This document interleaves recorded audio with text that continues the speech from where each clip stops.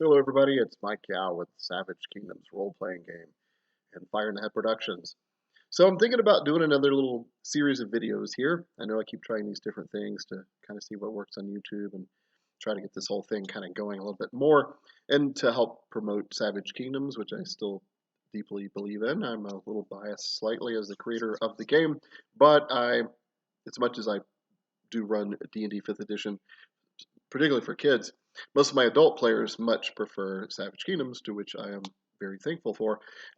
So I don't want to give up on the game, right? I want to keep promoting it. I want to keep my little tiny company publishing things as needed as we go with the third edition game line. So I'm thinking about doing a little series about, not thinking about, I'm actually going to try little segments of the game kind of broken down. So I've done like these bigger videos where it's like game mastering tips for SK particularly, or for D&D, or just for any generic tabletop role-playing game. But those are kind of longer, bigger. You've probably seen some of them. I could be a little long-winded. That might be 40, 45 minutes long. So I'm thinking about doing these little more like segmented things. So today's video, I thought I would just go ahead and start off with Spells and Magic, the magical art system of Savage Kingdoms, 3rd edition. Almost didn't want to start with that because I feel like I do downplay the magical arts, or sorcery, as it's really called in the world, a little bit more in this game system. It's a little more grounded. If any of you, those of you who have played it, probably know what I'm talking about. But there's definitely very magical and mystical aspects. It is still basically medieval fantasy, right? So I just want to start with spells and magic because kind of the first thing that popped in my head, and B, it's a fairly unique system. I think it's unique enough to kind of get its own video here. So let's just dive right into it. Right. So on page, so in the core rule book, here we go. The core rule book, there's really two places that you will find uh, the magical arts and spells and that kind of thing. So the skill itself is in the skill chapter, and you will find it on page 150 of the core rule book. Here, I'll just flash it to the screen really quick. There we go. So it starts on page, what did I say, 150? And that is about, and it goes into about probably 2 or 3 pages of kind of explanation because it has to cover the 7 disciplines of the magical arts as well, right? Air, earth, fire, water, death, life, and magic, or shadow. So it goes into all that and specialties and learning and a found written spell, spells and magical formulae, detecting the presence of magic, and all of this stuff. And then on page 192 is actually chapter 13 called Spells and Magic. And that actually list is where you find the actual spells broken down and all their descriptions. And there's a whole list. And for that, let me flash you the screen for that really quick on the screen anyway. So that's what I'm referring to right there. Page 192. Excellent. Chapter 13. And then it goes into a whole list of spells. Anyway, so if you have the book, you know what I'm talking about. Just want to give everyone a point of reference. So let me try to break it down. So the reason you find it in the skill section is magical arts is a skill, and I've mentioned this before in probably previous videos. It is a skill just like anything else. I know in some systems it's a class feature, say for D&D, and it's almost kind of like its own thing. And there's a skill called Arcana that if you need to make any checks for anything kind of within the magical arts or alchemy, anything is similar to similar kind of mysticism, that's the skill you would use, right? So magical arts in Savage Kingdoms and SK3 particularly, but really all 3 editions of Savage Kingdoms, um, it's its own. It is a skill, just like any others. In 3rd edition, there are 30 skills. Magical arts is one of them. Technically, 7 of them, because there are 7 disciplines or types of magical arts, which I had just mentioned. There's the 4 elemental ones, and the 3 often referred to as spiritual or energy ones, which is life, death, and shadow. Elemental being air, earth, fire, water. Your traditional sort of Greco-European approach to 4 different elements. There is a talent actually called wood magic, which refers to in the far east of the setting, and this is kind of paying a little homage to real world far eastern cultures, particularly in China, where they actually have 5 elements, and wood is its own element. It's kind of separated from earth, which is where the Western approach kind of puts it with earth. Um, So in that sense, there would be 8 disciplines of magic, but instead of its literal on discipline, it's a talent that you would take called wood magic, and any spells that kind of deal specifically with wood, you get certain bonuses and affinities and that sort of thing. So magical arts is a skill like anything else. So whenever you're casting a spell, you make a skill roll, just like anything else in the game. Pretty much same with attacking, and I'll do probably a whole little combat chapter as far as the series goes as well at some point. Maybe it'll be the next one actually, but we'll see. Let's get through this one first. So you can make a d20 roll, right? SK just uses d20s for everything, for all action resolution, including damage and combat, and everything. Makes it kind of simple, and we put more emphasis on the lovely d20s right here that many of us are very familiar with. Yeah, so you would make the roll, and you would have to hit a DL or difficulty level, just like anything else. So if you go to the chapter here I'll show you. For example, let's just go to the very first spell that I sort of come to here. All right, here I just happen to flip to Conjure Acid on page 198 in the core rulebook. So Conjure Acid is it falls under 3 disciplines of magic. So Death, Earth, and Water. So if you have any skill levels in either of those, and that would have to be it's actually magical arts, Death, Earth, or Water level 3. If you have at least 3 skill levels in any of those 3 disciplines, doesn't have to be all 3. It does state it in the book, but it's a little confusing, so I'm going to put that out there. Then you can learn Conjure Acid, so it's Death, Earth, and Water, which is pretty rare. I mean, most spells have, I'd say half spells have at least 2 disciplines. The other half, or maybe 40%, just have the 1. And occasionally there's a spell like Conjure Acid that has 3 disciplines, and I think there's even a spell or 2 that has 4, such as Warding, etc. So, for example, Conjure Acid. Say you wanted to, it says DL10 to summon to hand a weapon. Summon to hand or a weapon. In other words, summon to hand acid or to a weapon that you're holding. DL15 to shoot forth an acidic globule, right? Or acid glob. So the spell system, and it talks about it in the book, but it is a targeting system. In other words, you have to state before what your intent is, or an intent system might be a better way to describe it. So before you even roll, you'd have to tell the game master that I'm trying to summon acid to my weapon, and that means you only need a 10 or better, difficulty level 10 or better on the magical arts d20 die roll, skill roll.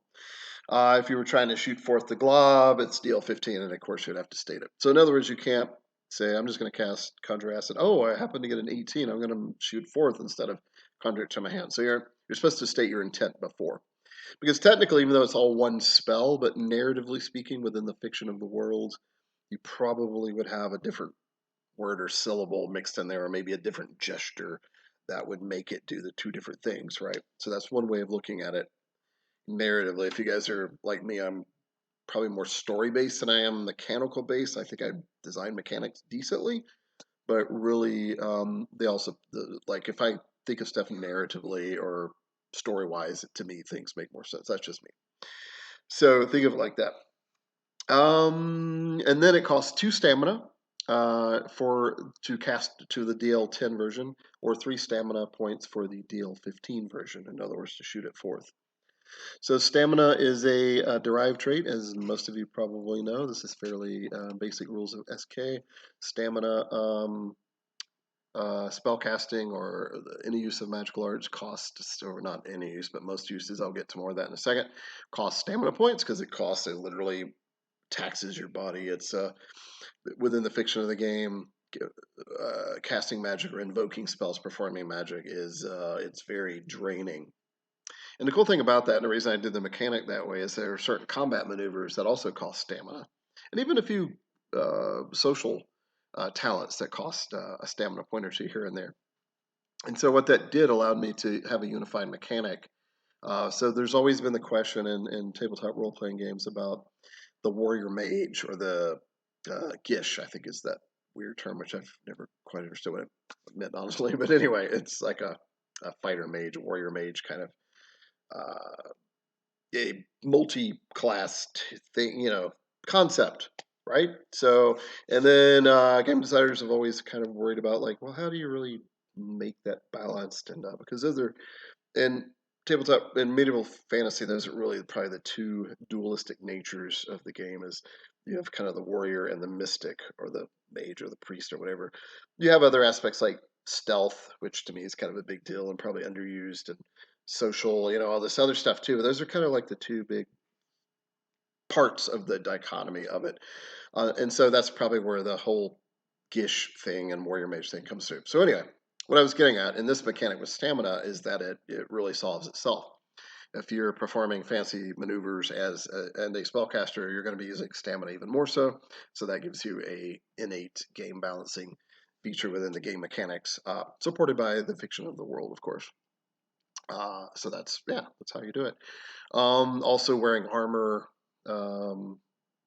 does give you negatives to magical arts rolls, as well as stealth and acrobatics and athletics and all the usual suspects.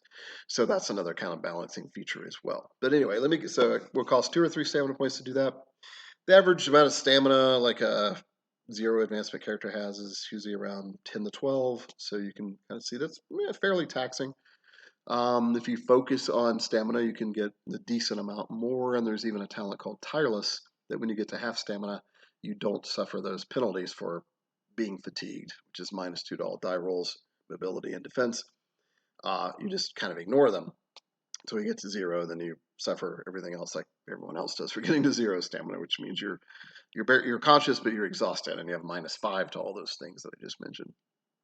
Okay, still continuing on with the Conjure Acid spell. Casting time is 1 action. So remember, in SK there are 2 you get 2 actions per in combat or in an action scene. Whenever you're going into initiative, you get 2 actions for your turn.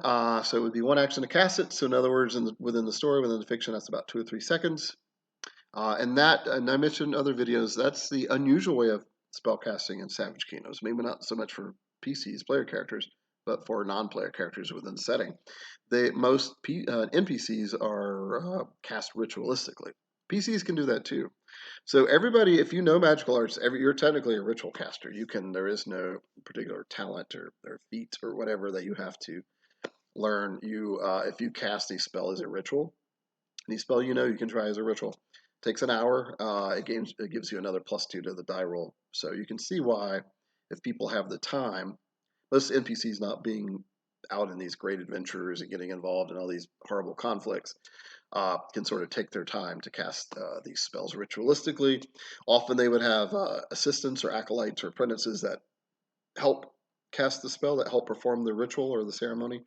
That's also supported in the game mechanics for every skilled. In other words, if you have at least a skill level in any magical discipline, you can assist anyone else, another spellcaster, another mage, basically a magician, in a ritual. You have to be skilled though. You can't just use some peasant peasant could be fine if he knows some folk magic, but just some person who doesn't understand what's going on. It's not going to really help. So yeah, that's another little overlooked thing in the magical arts. Magic in general in Savage Kingdoms is using apprentices and people to kind of help in a ritual. So yeah, don't overlook that. That's also in the skill section of the book. So Conjure Acid's continuing on. It costs 1 action. The range is self or 10 yards, meaning that you can cast on yourself. So it means to bring it to put it in your fist to punch someone. The acid doesn't burn the magician himself, which is why you can do that, or on your weapon or something. 10 yards meaning if you're casting it as a globule. Duration is 1 minute or instantaneous. So 1 minute in the fact that it stays on your weapon or your fist for 1 minute before it disappears, where it vanishes, or it's instantaneous in the sense of blasting it forward. Ritual materials. So ritual materials, it says for Conjure Acid, at least 2 of the following. You will need at least 2 of the following. A piece of any creature's gullet or intestines, because of the acidic enzymes inside is where the sympathy magic is coming from. 2, a few drops of dragon's or basilisk spittle. Or number 3, a piece of well-rusted metal. So if you have a vial of dragon's blood or basilisk blood, a vial of dragon's or basilisk blood, not just the spittle, yields an additional +1 bonus to any ritual castings of the spell. So if you cast a ritual, +2 bonus, right? But if you happen to have that particular component, you get a +3 bonus at the end of the ritual when you make your magical arts roll. Unlike early editions of D&D, ritual materials or ritual components do not vanished with the spell, unless it specifically says so. And I don't think there's really any cases of that happening. I don't think there's any cases. I might as well say it never does. Right. So yeah, so that's basically a spell description in and of itself. And then we go into the spell description itself, details/description of the spell. You summon acid to your hands or one weapon held, which doesn't harm you, which I just mentioned, which could enable you to attack with brawling, so using the brawling skill if you're using your hand to touch or punch, or weaponry melee if a held weapon. If this attack is successful against the target's defense, it deals an additional 3 points of acid damage, and maximum damage improves by 3 as well.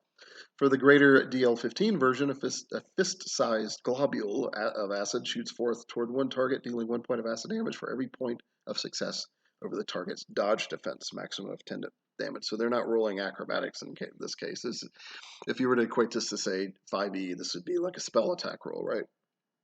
So you're basing your magical arts roll on the dodge defense of the target. And then for every point of success over the target's dodge defense, maximum of 10 damage is 1 point of damage done. So again, of acid damage, so maximum of 10. The range is 10 yards with no range modifiers. Everybody mentions that. Target's armor only counts as half effective. So as you may already know from the rules, armor only works is only half effective against energy type attacks like acid, fire, lightning, ice, cold, that sort of thing. So somebody was wearing 4 points of armor and they got hit by this acid attack, they could only use 2 points of their armor to absorb it. So, and then it goes into critical successes of the spell. And again, Conjure Acid I just pulled randomly from the book. I'm just happen to be covering this one as an example. So the critical success possibilities are, number one, you expend 2 stamina points less, which is always nice. Meaning that if you were casting the lower version, which costs 2, that actually would be 0. You can reduce stamina point cost to 0 with a spell. So that's also in the book, but I think it's sometimes a little obscure because you think, oh, I would probably be at least 1, right? But it's like, no, you can do it in 0 if you crit success. In this case, if it were the DL15 version, which costs 3 stamina, to expend 2 stamina points less, of course, would be 1. Critical success possibility number 2. The maximum damage increases to 15 instead of merely 10. So that's pretty awesome. Possibility option number 3. If casting forth a globule, the acid is large enough to affect 2 targets adjacent to each other. So in other words, this big, nasty kind of blob came out. It was able to get 2 targets, as long as they are within a yard of each other. I think it's at a yard, or did I put 2 targets adjacent to each other? So yeah, basically a yard apart. And the fourth option would be the acid greatly corrodes your opponent's armor, lessening its armor rating by 2, which kind of plays into what I mentioned about how its armor is only half effective, and that's kind of the real reason why. But the critical success, it's literally eating away 2 points of an opponent's armor. And this would be natural armor too, say for GM discretion would definitely apply, but dragon scales and that one part could be horribly eaten away to where there's this large gap where people can attack. So it all sort of makes sense if you think about it. Critical failure table. So if you crit fail on the spell roll, and that means if you get a modified result of 0, or your total you roll a 1 and the total result is 10 less than what you need for the spell to work, that's critical failure. Your hands burn with a sudden acidic sensation, causing you 1 point of health damage per point of critical failure. Option number 2, you expend 1 additional stamina point. So if you're trying the low one, it would cost you 3 and nothing happened, or 4 for the higher, the DL15 version, and the spell didn't happen. So as you can see, magic costs a lot of stamina. And to that point, because I might forget to mention it otherwise, and the last edition, you would only spend half the stamina cost if the spell didn't work. So the reason I changed this is twofold, because number one, and probably the most important, it was easier math. Just to know that whenever you attempt a spell, whether it worked or not, that's how much stamina was used. Number 2, which is based on number 1, is the fiction within the game. So what's happening is that the magician is, all of his power is coming through. So whether the spell manifests correctly or not, it's something still happened. So that's what we call in Savage Kingdom, the spell effect is often called a manifestation. So it's very rare that that nothing happens at all. the spell, I think, fizzles, is people kind of like are fond of saying. It might fizzle, you might want to describe it that way, but it still is doing something. Energy is going somewhere. And that explains why you still use all of that stamina. It also explains why certain things can still happen in a critical failure, certain effects can still happen even if you failed to hit the DL.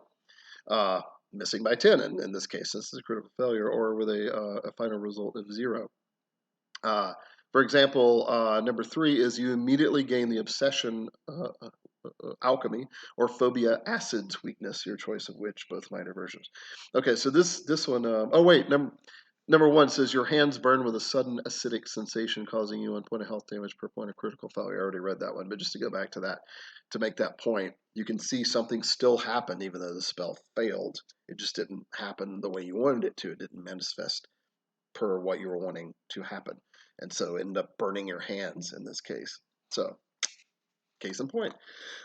So number 3 was, was you gain the obsession of alchemy or phobia of acids, weakness of your choice of which. And game masters and players are free to come up with different, more options for critical successes or critical failures. These are really mostly just kind of examples. You can either roll on the chart, that's why there's a number, or the game master can decide. Or if you really trust your players and the book is open and it's not going to slow the game down that much, you can have them choose it as well. So there you go. Or in addition to, I should say. Or in place of. Right. Okay. So that was just one example of a spell. A couple other things you can do in magical arts, and now I'm going to go back to the skill section. Don't really need to, but just to kind of, in case I want to show you guys something. So another thing that sometimes gets underlooked, I guess I should say, or overlooked. Maybe underlooked is more precise. Detecting the presence of magic. So there's no spell for detect magic in Savage Kingdoms, nor is there a read magic spell. And the reason why is because it's assumed that in your study of the magical arts, even if you just have 1 skill level in it, even if you just have the magic affinity talent with no actual skill levels, meaning that you're kind of born gifted with it, but you haven't really pursued it that much, you because of that, you would have the power to the ability to sense or detect magic in at least in SK world, and possibly to even understand it. So if you could actually basically try to detect magic or sense magic on an area or an object or something within 3 yards at range, it costs you 1 stamina point, and it lasts for an entire minute of concentration. And you can move at half speed, so you can actually walk around for an entire 60 seconds and try to sense magic as long as you're not moving too fast, because then you would lose concentration. If you touch an object, it doesn't cost you any stamina points. The drawback is that if the item is cursed or shocks you or is warded in some way, that's going to probably happen to you. But you do save a stamina point by literally making fleshly contact with it. So in short, if you detect magic at range of 3 yards away, or no, actually it's up to 5 yards. Sorry, up to 5 yards away, 15 feet. Costs you 1 stamina point. And by the way, and I just noticed my own rule that I forgot. So you can continue to concentrate more than that minute that I talked about, but it costs you 1 stamina point every time. So basically, once you do it, you can just keep doing it. It just costs you a stamina point per minute after the first minute. Or actually, well, 1 stamina point per minute. And then if you touch the object, it doesn't cost you any stamina points at all. So you still have to make a magical arts roll. If you get a 15 or better, and it says in here in the book, a 15 or better allows you to, let's see, detect the presence of magic at distance, whether it's an active spell, object, or place. If you get a 25 or better, you can intuit the general purpose of a magical object or place. And this is by touch only. You can't really do that at range. So that's another difference. So if you're touching an object, doesn't cost you any stamina, possible chance that you curse yourself or something bad happens, but you can discern the general purpose of the magical object in general. What else can you do? You can dispel a currently active spell effect. I always forget about this too myself. DL is 25 or 30 if not of a discipline that you know. So for example, if you detect the presence of, say, fire magic, you could try to dispel it by, if you get a 25 or better. So in other words, there's not a dispel magic spell as well. That's another thing you can kind of freely do by knowing magical arts within the Savage Kingdom system. You can even try dispelling magical item. So going back to that example, so if you were skilled in fire magic, the deal would be 25 to temporarily dispel that effect, but it would be 30 if you had no training in fire magic. Dispel a magic item for 1 round is also touch only, and that is a deal of 30, 35 if it's a heroic object, or 40 if it's a legendary object, as it should be. So yeah, and it doesn't dispel the fifth thing. I think I wrote it in here. I just want to make sure of my own rules here. You're not dispelling, particularly on an item. It's only very temporary that you dispel the magic in the item. It's not a permanent thing. So just to let everyone know about that. All right, so you can also remember I said there's no read magic spell. Like I'm going back to kind of traditional D&D. Uh, it's something you already know. So if you come across, say, the game master, as you're the game master, you're developing this cool adventure, and you have in there that they find an old moldering scroll or an old tome. Maybe you want a spell or two in there, because people can learn. Any magician can learn a written spell. They can certainly try to. I know I'd say in D&D, particularly in 5th edition, I believe. Usually, it's only wizards that can learn and can adapt a capture spell into their spell book, right? Because the other spellcasting classes are a little more intuitive, or they have some other approach how to learn magic. So in this system, there is no. I mean, anybody, if you are a spellcaster, a mage, a magician, you can try to learn. You can try to write down. You can try to capture other spells and try to learn them themselves. So learning a found written spell would require a magical arts skill roll. Of the appropriate discipline, the deal is the same as successfully casting the spell. For example, it says, for example, to learn a fiery blast spell captured from an enemy sorcerer scrolls, you would have to succeed in a deal 15 magical arts air or fire skill roll. The reason it's air or fire is because fiery blast is actually of both disciplines. It's not just fire. It's actually superheated wind, and that's why it's air and fire. The time required to learn / command a new spell is the number of hours equal to the spell's highest deal to cast. So, for example, a Fire Blast would take at least 15 hours of study. It's also a DL 10 / DL 15 spell, kind of like Conjure Acid that I read. So you would take the highest one as far as the number hours. So it would take 15 hours to learn that spell, and that could be done in downtime. It could be done while they're traveling. In my current in-person campaign, uh, one of my buddies who plays Priest of Androck, he's a couple times have learned spells as he's been on the road and stuff, or at sea or whatever. So in a way, sort of downtime, but downtime is still actively adventuring. So it wasn't technically downtime. Although I think he did learn one in technical downtime, where you're going at a week at a time, and passing really quickly. Let's see here. Right. It does say that if you're trying to learn a spell or copy a spell in constant interruption or in places of extreme discomfort, that you might have a -2 to even a -5 to the magical arts roll, because of all the jostling and interruption, and maybe your ink is bad. Who knows? So there are things in the rules to kind of to sort of ground that stuff. All right, let's see, where are we at? 28 minutes, so maybe I'll wrap up here in a second. What else do I want to hit on with the magical arts and spells and magic in general and Savage Kingdoms? Ritual components I went over. Sacred spaces and sanctums also get overlooked, and I myself am most guilty of that, despite having many of them on my world maps. So those are basically places of power, like druidic groves or Nematon stone circles, crystal caves, and similar areas that within the world that might be. And the stuff that I published from the setting, there's a few hints of that, but there's actually a lot. So GMs are free to add a lot more. Not too many, because remember, it's not a high fantasy setting. It's more sword and sorcery. It's a little more grounded. But the point is, there are places that might be known as sacred spaces or sanctums within the setting that might offer a +2 bonus to magical arts water, particularly for ice-based spells. If you're in this crystal cave in the north that's like frozen over or something, or there's certain places in the shadow lands that gain +1 to shadow magic rolls, or even death sometimes. So yeah, so places of power that might give you a little bonus to the magical arts roll, or it might even save you stamina points, or maybe you have a couple of bonus stamina points that you get from being in that place. Then you can also make sacrifices. So the magical arts does cover the pretty standard fiction of not only sort of real world magic, but a lot of fantasy magic where blood is a very powerful liquid, right? It's literally the source of life. Uh, to Latin, vita and vina, vino is very related words because life and wine or blood and wine are very similar. Anyway, without going too much into that. So, in other words, to spill blood, to offer a sacrifice to spirits or gods, or just in general to the ether, could empower a spell and give you another +1 or +2 boost to magical arts roll. There is a talent called blood magic that specifically does that and goes into more detail about it and gives you even bigger bonuses.